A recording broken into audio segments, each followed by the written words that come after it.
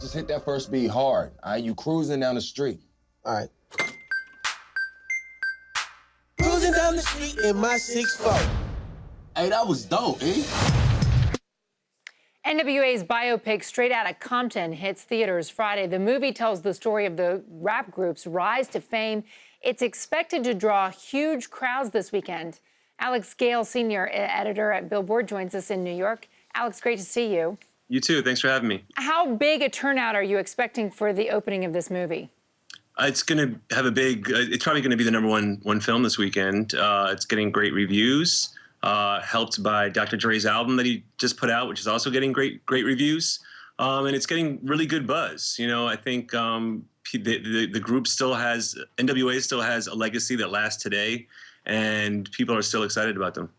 You know, it's interesting because there are still grown-up fans who remember this in their heyday, in their youth, coming to popularity, but their anthem, F the Police, in 1988 is landing, resurging at a time when we're seeing this movement, Black Lives Matter. What do you think of this biopic at this particular time of race relations in the nation?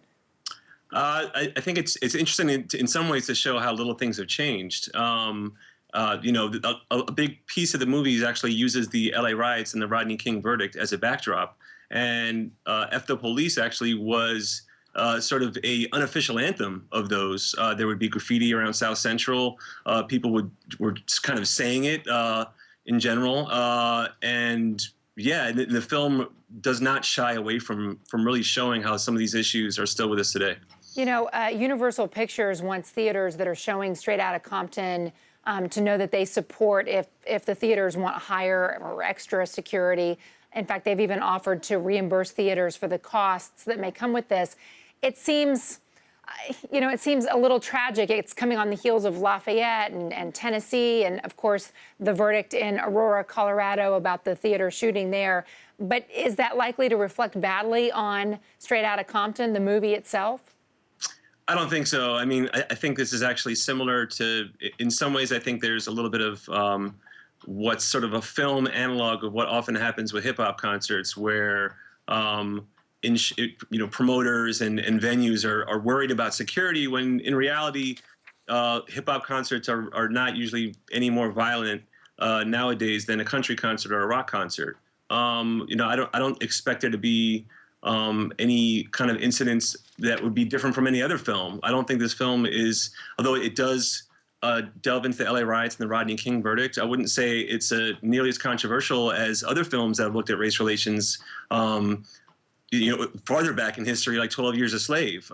You know, so I think it's a little strange that security is being ramped up this much for what's just a movie in the end. What do you make of the fact that some of the original players here had such pivotal roles in making this movie? And, you know, some of the movie critics are saying they didn't really give themselves any bad names by doing this. They didn't go and rehash their dirty laundry so much. I think that's extremely valid, and it's something that often happens when the people who are featured in a biopic are making it.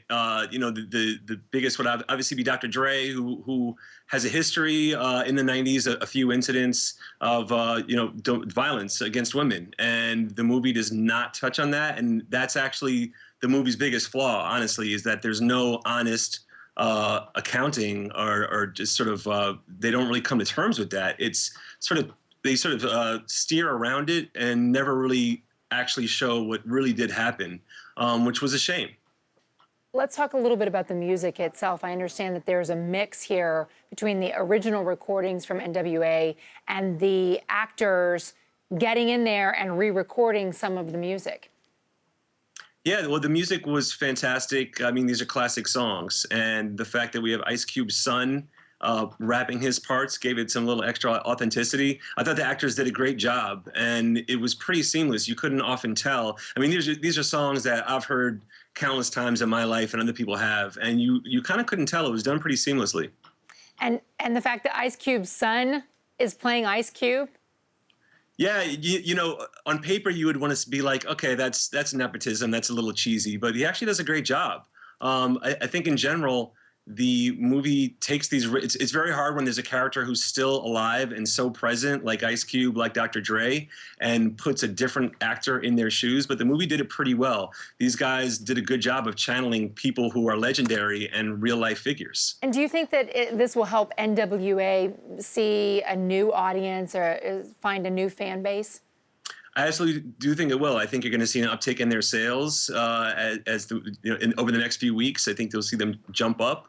And obviously, it fits in very well with the new Dre album that kind of came out last week and is getting great feedback, and is also seems to be going to have a large impact on the charts. So, yeah, I absolutely think that this is going to burnish their legacy a little bit. I think they're a legendary group and a landmark group, and aside from the personal problems that are a real thing, if you look at the music, you can't deny their importance.